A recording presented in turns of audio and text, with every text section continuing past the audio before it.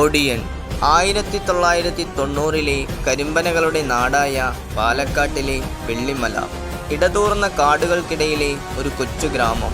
6 മണിക്ക് ശേഷം മാടനും മറുതയും യക്ഷിയും രക്തത്തിനായി അലയുന്ന പ്രദേശം. വിശപ്പ് മാറ്റാൻ നായാട്ടിന് പോകുന്നവർ. ഒരു ദിവസം ഒരു കൊച്ചു പയ്യൻ മുത്തശ്ശിയോട് ചോദിച്ചു, മുത്തശ്ശി, എന്താണ് ഈ ഒടിയൻ? ശരിക്കും ഒടിയനുണ്ടോ? ഒടിയൻ എങ്ങനെയാണ് വേട്ടയാടുന്നത്? അപ്പോൾ മുത്തശ്ശി പറഞ്ഞു, ഈ ഒടിയൻ എന്നത് സത്യമാണ്. അവൻ പകൽ സമയങ്ങളിൽ നമുക്കിടയിലുണ്ടാവും. നമ്മളോട് സ്നേഹത്തോടെ പെരുമാറും. എന്നാൽ അവൻ രാത്രികാലങ്ങളിൽ ഊമനായി മാറിയവൻ മനുഷ്യരെ നിരീക്ഷിക്കും. മിനിറ്റുകൾ കൊണ്ട് അവൻ നായയായി മാറും, പൂച്ചയാവും, എലിയാവും, പാമ്പാവും.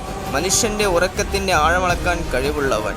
ഗർഭിണി സ്ത്രീകളുള്ള വീട്ടിൽ കയറി അവരുടെ വയറ് കീറിയിട്ട് ആ മാസം തികയാതെ കുഞ്ഞിനെ ഭക്ഷിക്കും. അതിലൂടെയാണ് അവൻ ശക്തി പ്രാപിക്കുന്നത്.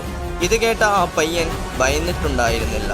ആ സിദ്ധി തനിക്കും പഠിക്കണമെന്ന മോഹവുമായി അവൻ ഒടിയനെ തേടിയിറങ്ങി. തുടരും അനീക് അബ്ദലി.